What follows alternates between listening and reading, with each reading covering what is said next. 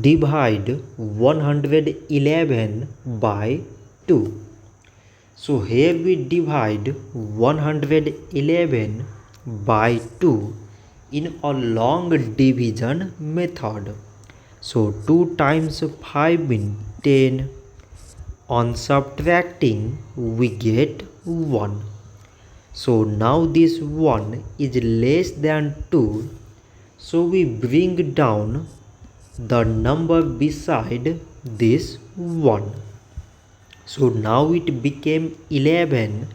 So 2 times 5 means 10. On subtracting we get 1. So again we have 1 which is less than 2 and there is no other number beside.